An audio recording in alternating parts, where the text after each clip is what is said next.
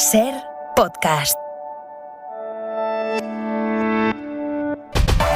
Y a esta hora la SER puede avanzar el detalle de los nuevos impuestos a la banca y a las energéticas anunciados por el Gobierno. Javier Ruiz, buenas tardes. ¿Qué tal? Muy buenas tardes. Un impuesto que van a presentar mañana Partido Socialista y Podemos y que consta de dos patas.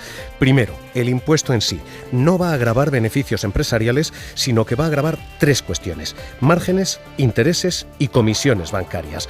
El margen bruto de la banca subió el año pasado un 2%. Los márgenes de intereses subieron un 1,2% el año pasado y las comisiones bancarias subieron un 6,4%. La banca ingresó 21.000 millones en comisiones. Esos tres parámetros son los tres que va a gravar el nuevo impuesto. Y esa es la primera parte. Se gravan márgenes, intereses y comisiones bancarias. La segunda parte es una norma para vigilar que no aumenta ninguna de esas tres cosas. Ni los márgenes que ingresa la banca, ni los intereses que se cobran al cliente, ni las comisiones bancarias que se le cargan. Se va a medir una media histórica de esos márgenes para evitar que se les aumenten a los clientes después de la entrada en vigor del impuesto. Esa tasa, ese nuevo impuesto, es temporal, solo va a durar 2 años y por eso se descarta la reforma del Código Penal. El impuesto es temporal, una reforma del Código Penal sería permanente, así que fuentes del Ejecutivo dicen esa parte está descartada. Serán CNMC y Banco de España los encargados de vigilar por el cumplimiento. Y el impuesto se va a presentar en registro en Congreso de los Diputados mañana, en torno a las 12 del mediodía. Se va a negociar después con grupos parlamentarios, pero fuentes del Ejecutivo aclaran no se va a negociar ni con las eléctricas ni con la banca ya. Por cierto, se hace el día después de que Iberdrola haya presentado resultados y el mismo día en que presenta números el Santander. Novedades que avanza la SER a la vez que conocemos otra noticia económica importante. La Reserva Federal de Estados Unidos, Javier, vuelve a subir los tipos, vuelve a subirlos de forma agresiva, otro 0,75%. ¿Qué consecuencias tiene este movimiento? 0,75% de subida se acaba de anunciar, lo acaba de hacer ahora mismo la Reserva Federal. Eso significa que en 3 meses los tipos en Estados Unidos han subido un 2%. Es la primera vez que los tipos suben así, 0,75 y 0,75 en junio y en julio, 2 veces consecutivas desde 1981. Nunca había habido desde esa fecha un movimiento tan agresivo. ¿Qué significa esto? Primero, que se para el consumo en Estados Unidos, las deudas allí van a ser más caras las hipotecas, así que ahora mismo hay un riesgo de freno, si no de recesión.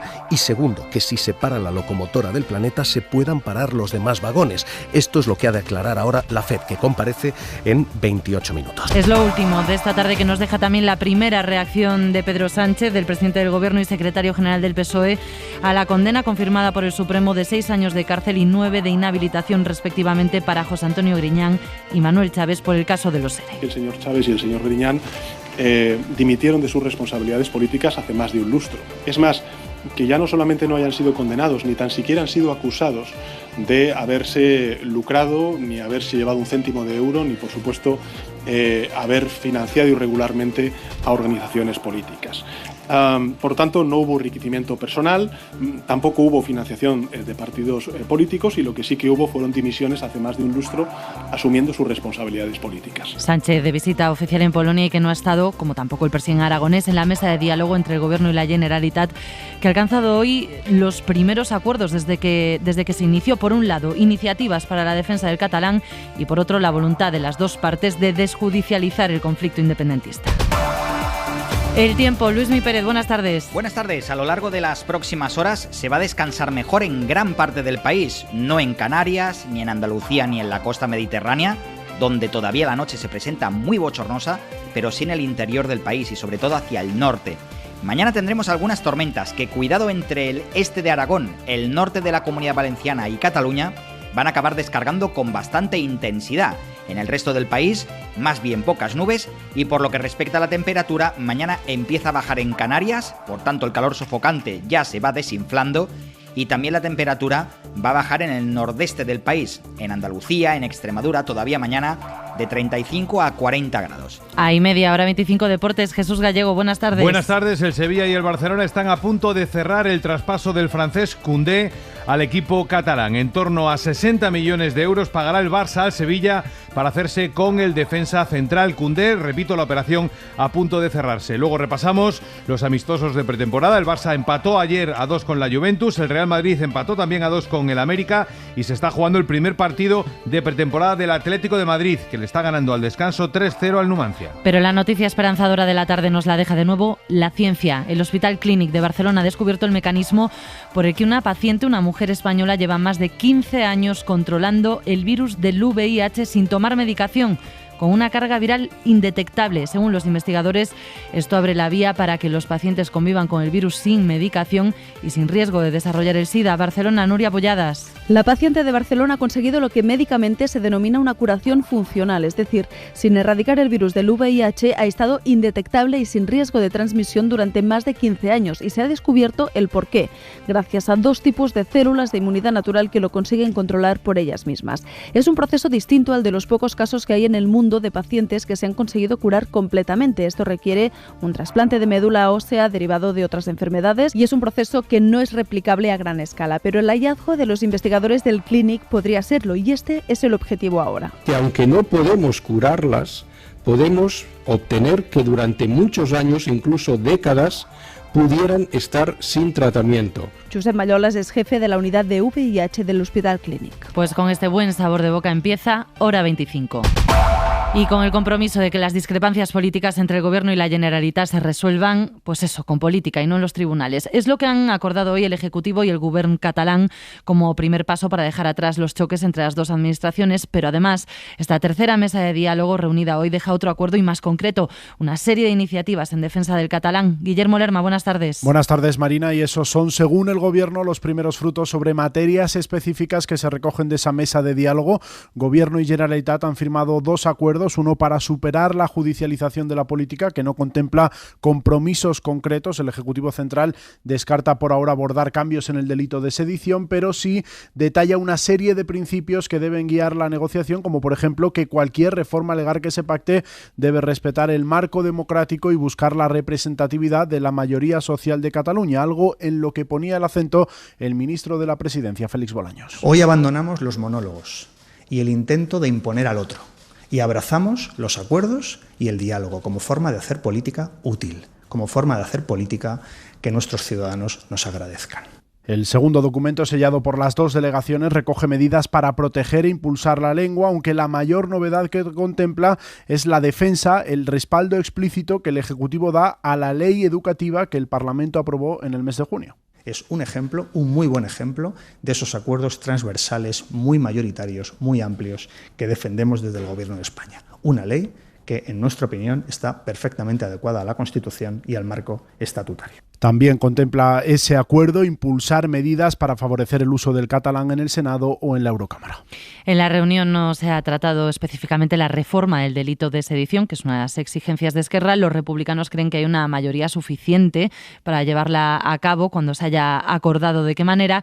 Y aunque sigue habiendo diferencias entre las dos partes, también sobre este asunto, es un avance que el Gobierno se haya comprometido a no intentar de nuevo, así lo lee Moncloa, ninguna acción unilateral. Barcelona, Xavi Abelló. La Generalitat considera los acuerdos de hoy como un primer paso para profundizar en la negociación y avanza que si en los próximos meses se logra acordar una reforma del delito de sedición, esta sí que tendrá la mayoría para salir adelante. El Gobierno pone en valor que esta es una de las medidas que salía en el informe que redactó la Asamblea del Consejo de Europa y que quieren que sea la hoja de ruta en esta desjudicialización.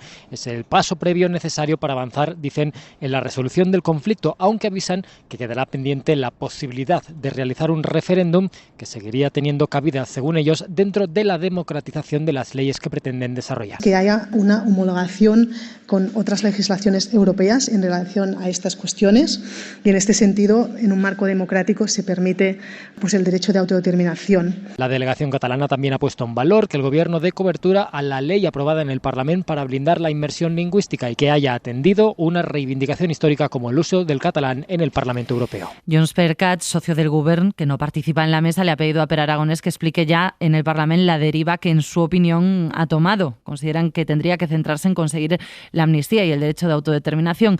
Y la derecha no da por bueno ninguno de los pasos que se han dado, sino todo lo contrario. Podemos decir que pone el grito en el cielo. Ana Fernández Vila, buenas tardes. ¿Qué tal? Buenas tardes. Sí, rechazo frontal del PP a los acuerdos alcanzados en esa reunión. Denuncian los populares que la apuesta por la desjudicialización no significa otra cosa que renunciar a aplicar la ley en Cataluña, dicen, y acusan a Sánchez de entregar la igualdad de los españoles a poder estudiar en castellano en cualquier lugar de España a cambio de permanecer en Moncloa. Cuca Gamarra. Sin duda alguna, lo que hoy se ha constatado es la renuncia de un gobierno a defender la igualdad y los derechos de los españoles con tal de ganar un poco de tiempo en la Moncloa. Críticas que se suman a las de Ciudadanos y Vox, que acusan a Sánchez de traicionar a los españoles y ceder al chantaje de los independentistas Edmundo Val e Iván Espinosa de los Monteros. Sánchez se pone de rodillas delante de sus socios. Es una mesa de la traición, es la rendición del presidente del Gobierno de España a los enemigos de nuestra nación. Y mientras desde dentro del Gobierno Unidas Podemos celebra los avances, pero urge al PSOE a dejar ya las excusas y reactivar la reforma del delito de sedición. La oposición ha cargado también hoy contra el Gobierno a cuenta del caso de los ERE. La portavoz del Ejecutivo no cerró ayer la puerta a un posible indulto a los condenados. Y ahora el PP vincula el recurso que va a presentar la defensa de Griñán ante el Constitucional para evitar la cárcel con la insistencia del Gobierno para renovar ese tribunal, que es algo que no se ha hecho hasta ahora precisamente por el bloqueo de los populares. Mariela Rubio. Sí, estaremos vigilantes ante la posibilidad de que el Gobierno se plantee indultar a los expresidentes Chávez y Griñán, decía Elías Bendodo. Esperamos que el Ejecutivo no incurra en un atropello, decía, cuestionando si las prisas del Ejecutivo por renovar el TC tienen que ver con la resolución sobre los ERES. Que nadie tenga la tentación de tomar decisiones que nadie entendería. Estoy oyendo hablar ya de indultos, ¿no? No creo que el Gobierno cometa ese atropello, ¿no? Y tampoco quiero entender que las prisas por renovar el Tribunal Constitucional tengan que ver con el recurso de amparo que parece que van a presentar desde la defensa de los condenados. A las sospechas de un posible indulto se sumaba también Ciudadanos. Edmundo Val emplazaba así al Gobierno a comprometerse a no hacerlo. Prohíban los indultos en materia de corrupción, comprométanse a no indultar ningún delito que tenga que ver con la corrupción y, desde luego, que no se indulte simplemente por poseer un carnet. En la misma línea se pronunciaban desde Vox, que al tiempo acusaba al PP de tibieza en su reacción tras la sentencia. El precio del gas ha marcado hoy de nuevo otro máximo en el mercado de referencia europeo. Empezó su escalada el lunes, cuando la empresa rusa Gazprom anunció una nueva rebaja del suministro a través del gasoducto Nord Stream 1, y hoy esa escalada se explica porque desde esta mañana esa reducción del suministro a Europa se ha hecho efectiva. Pablo Morán. Nord Stream apenas suministra desde hoy un 20% de su capacidad total, después de este nuevo recorte anunciado ya el lunes y que Rusia achaca de nuevo a problemas técnicos. Eso dice, por ejemplo, el portavoz del Kremlin, problemas técnicos agravados por las sanciones de Occidente contra Rusia y retrasos en la recepción de las turbinas que empujan el gas por parte de la empresa alemana Siemens.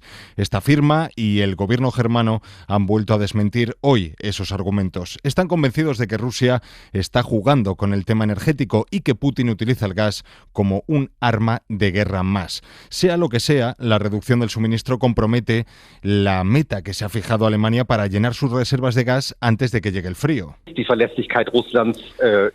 responsable de la red gasista germana cree que todavía hay tiempo para conseguirlo siempre que la industria y los consumidores no malgasten el stock disponible. Klaus Müller cree que la seguridad energética del próximo invierno sigue dependiendo de Alemania, mientras su gobierno apuesta ahora tímidamente por recurrir a la energía nuclear. En este contexto, Iberdrola, lo decíamos al empezar, ha presentado resultados, ha disparado sus beneficios un 35% en el primer semestre del año, y Amancio Ortega, el dueño de Zara, ha anunciado que ha comprado un 5% de la compañía de gas natural Enagas. La tremenda subida de los precios de la energía tiene un impacto directo en la escalada de la inflación, y hoy el Banco de España ha publicado un informe que señala que la desigualdad en nuestro país está creciendo más y más con cada crisis que pasamos. Crece de tal manera que el 10% de las personas más ricas, Javier, volvemos contigo, acumulan ya más de la mitad de la riqueza. Sí, si rompiéramos España en 10 pisos, si metiéramos a los 48 millones de españoles en 10 pisos, quienes viven en el ático social, en el 10º piso, tienen ya más dinero que quienes viven entre el primero y el 6º juntos. el 10% más rico de los españoles tiene el 53,9% de la riqueza en sus manos. No solo tiene más que nunca. En concreto, los más ricos son un 11% más ricos que hace apenas 20 años. Por abajo, el lastre está en las familias más pobres. El Banco de España dice que las familias que dedican más del 40% a pagar sus deudas está ya en el 11%. Es decir, todo el primer piso está ahora mismo con problemas financieros. Y con la subida del Euribor, el Banco de España estima que se podría llegar a un máximo histórico, 15% de familias en apuros, el peor escenario posible. Así que el Banco de España concluye, aumenta la desigualdad de la riqueza en España. A partir del lunes que viene, del 8 de agosto, Ryanair vuelve a la huelga durante 5 meses, hasta enero. Han convocado nuevos paros de 24 horas de lunes a jueves porque, según denuncian los trabajadores, la dirección no está dispuesta a dialogar con ellos. Alejandra de la Fuente. Han convocado una nueva huelga en la aerolínea desde el próximo 8 de agosto y hasta el 7 de enero del 2023, ambos incluidos. Así lo anunciaba Lidia Arasanz, secretaria general de Uso Ryanair. Trabajadores de la empresa Ryanair en España han hablado alto y claro, y que la empresa es incapaz de escuchar a sus trabajadores. Nos hemos visto en la obligación desde los sindicatos Uso y Sipla de convocar nuevas jornadas de huelga. La nueva huelga consta de jornadas de paros de 24 horas de lunes a jueves semanalmente. Esta nueva convocatoria de huelga en Ryanair responde a las reivindicaciones de los trabajadores sobre la aplicación de los mínimos estatuarios de la legislación española en materia laboral y sindical a todos los tripulantes de cabina que prestan sus servicios en los aviones de Ryanair y en las 10 bases españolas. También reclama la readmisión inmediata de los 11 trabajadores despedidos durante las anteriores convocatorias de los meses de junio y julio por secundar la huelga considerada un derecho constitucional. En Alemania también se está complicando la situación en los aeropuertos este verano. La huelga de personal de tierra de Lufthansa ha provocado la cancelación de 1.000 vuelos y ha afectado a más de 100.000 pasajeros. Los trabajadores, que van a estar en huelga hasta mañana, reclaman una subida salarial de casi un 10%. Hora 25. Marina Fernández. Menos exámenes y una prueba de madurez de competencias. Así va a ser la nueva selectividad que hoy ha propuesto el Ministerio de Educación a los consejeros autonómicos y a los rectores de las universidades. El borrador al que ha tenido acceso la cadena SER no sería en cualquier caso de aplicación inmediata. Habría una fase de transición hasta el curso 2026-2027. Esta nueva EBAU, que es como se llama la selectividad, supone una de las mayores reformas en el acceso a la universidad de los últimos años, pero lo más llamativo es esa prueba de madurez de la que habla Educación. ¿Qué más detalles tenemos? Adela Molina, buenas tardes. ¿Qué tal? Buenas tardes. Para hacer esa prueba de madurez, los alumnos recibirán un dossier sobre un tema de actualidad, humanístico, científico o de otro tipo que tendrán que analizar. La propuesta del Ministerio de Educación es que dure 1 hora y 50 minutos, 15 para leer la documentación, 50 para contestar 25 preguntas tipo test o en las que haya que rellenar huecos y otros 45 minutos para responder 3 preguntas de desarrollo con una extensión de un máximo de 150 palabras, menos de medio folio. Esta prueba empezará contando un 25% de la nota y se empezará a aplicar en el curso 2023-2024. No afectará a los que se examinen en el curso que viene. El resto de la EBAU se mantendrá en un primer momento, como ahora, con evaluaciones de distintas materias, aunque habrá menos exámenes, un máximo de 6 frente a los 9 que puede llegar a hacer un alumno actualmente. En el curso 2026-27 llegará el momento de que la prueba cambie por completo. Entonces habrá un máximo de 4 exámenes y el ejercicio de madurez computará el 75% de la nota. La duración de la prueba podrá ser entonces de casi 4 horas. Educación defiende que es mejor que los cambios sean paulatinos para dar tiempo a los alumnos y los profesores a asumir las novedades en el aprendizaje y en la forma de enseñar que plantea la nueva ley educativa. A esta hora sigue la reunión entre la ministra de Educación, Pilar Alegría, y el presidente de la Conferencia de Rectores.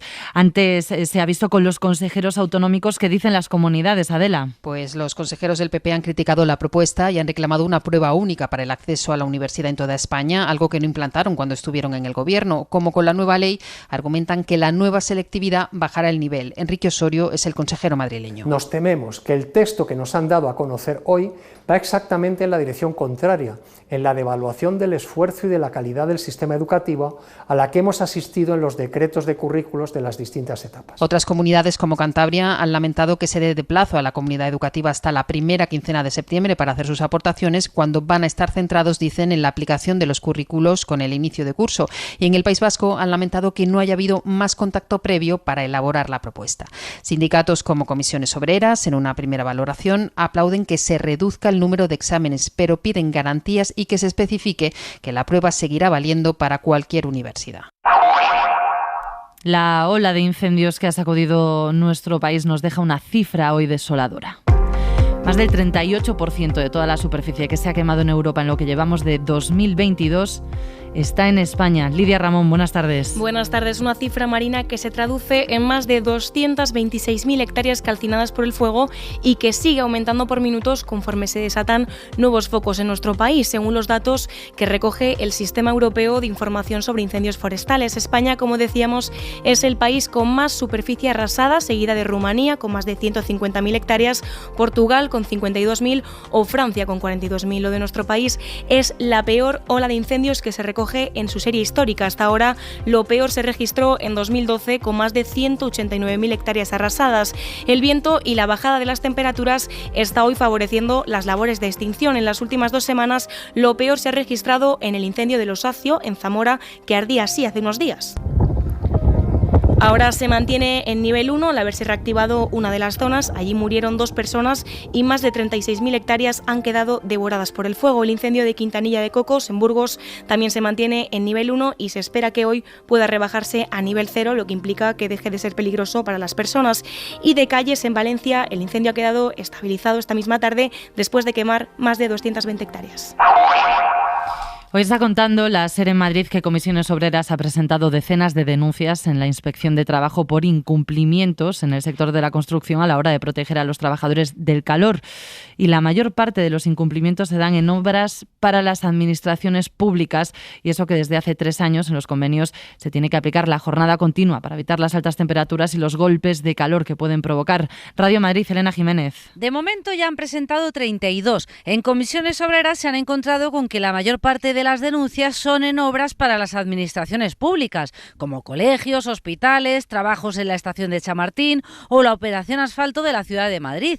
Y se han encontrado también con situaciones como esta. Llegaron a una obra, pidieron hablar con el encargado y pasó lo que explica David Juan Pérez, responsable de construcción en este sindicato. Y nos dijo que no tenía ningún problema porque él estaba con aire acondicionado, mientras que los trabajadores estaban fuera a unas temperaturas elevadísimas. Esas son las realidades que te encuentras en el día a día de la construcción. Que tenemos un convenio bastante regulado y de los mejores convenios que puede haber en los sectores, pero luego la realidad es otra. En Comisiones Obreras recuerdan que el convenio obliga también a que los trabajadores tengan agua y crema de protección solar.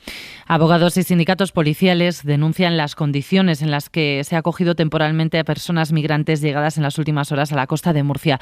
Relatan que el Centro de Atención Temporal de Extranjeros, situado en Cartagena, tiene unas condiciones insalubres y que los cerca de 150 migrantes que han llegado en las últimas horas desde el norte de África en pateras están rodeados de basura y de ratas. Radio Murcia, Lázaro Jiménez. Son casi 150 las personas que han sido rescatadas en las últimas horas en aguas de la región de Murcia a bordo de diferentes pateras llegadas desde Argelia. Se les traslada hasta el CATE provisional habilitado en el puerto de Cartagena, en Escombreras, donde las condiciones de insalubridad están a la orden del día. Esta es Rosa Manrubia, letrada del turno de oficio que presta la primera asistencia legal a estas personas. Da asco. Hay ratas, hay mosquitos, hemos despachado a la gente de pie entre basura. Da asco. Allí hay basura que no va a recoger nadie, por lo que me han comentado allí. He visto niños de 15 meses, 20 meses, 6 años. A esas críticas también se han sumado sindicatos como el de la Asociación Unificada de la Guardia Civil y el SUB de la Policía Nacional. Hora 25. Marina Fernández. Es noticia de esta tarde. La Organización Mundial de la Salud ha contabilizado ya 18.000 casos de viruela del mono en todo el mundo. El 70% están en Europa y España es el país con más positivos, 3.500. El director general de la organización, Tedros Adhanom, ha asegurado que hay 16 millones de dosis de la vacuna disponibles para ser fabricadas e inoculadas en los próximos meses. Hacen falta, dicho, entre 5 y 10 millones para proteger a los grupos más vulnerables. Y en otro orden de cosas, la cantante Shakira ha rechazado el acuerdo que le ofrecía la Fiscalía de Barcelona para evitar sentarse en el banquillo por los delitos contra la hacienda pública de los que se le acusa.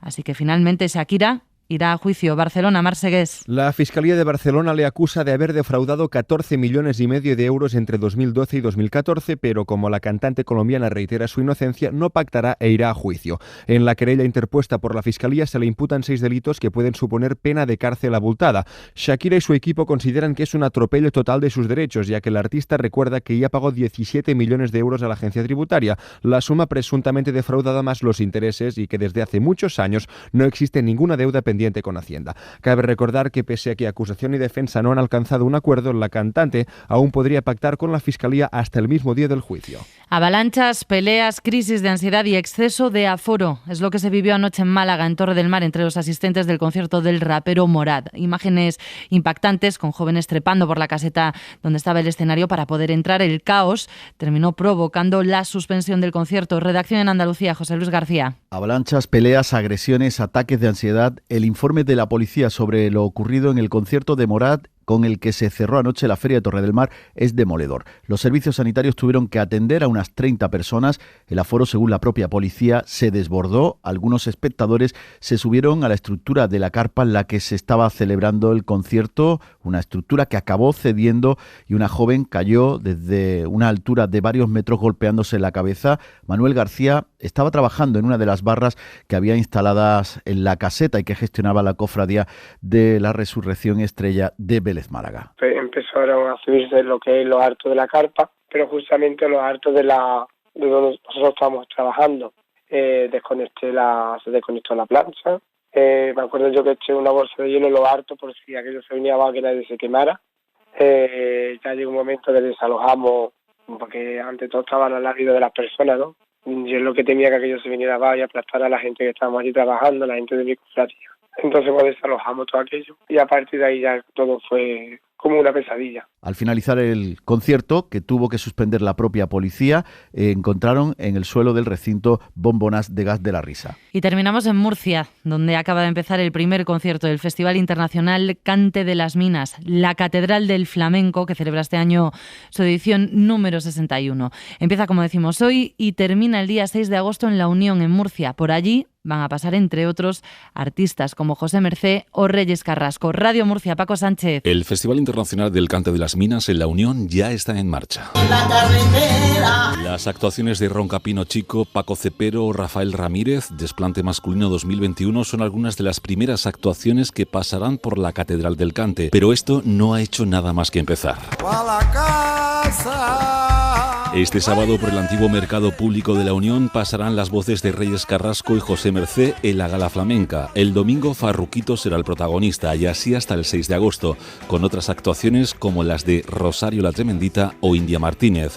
Hoy voy a verte de nuevo. Pedro López es el alcalde de La Unión y presidente de la Fundación del Cante de las Minas. Califica la 61ª edición del festival como una edición ambiciosa donde se va a conjugar la juventud con la experiencia. Regresamos con fuerza a ese lugar tan emblemático, la Catedral del Flamenco. Los llamados a escribir y cantar el flamenco del futuro se darán cita el 6 de agosto a alzarse con la lámpara minera, el bordón minero, los desplantes masculino y femenino y el filón.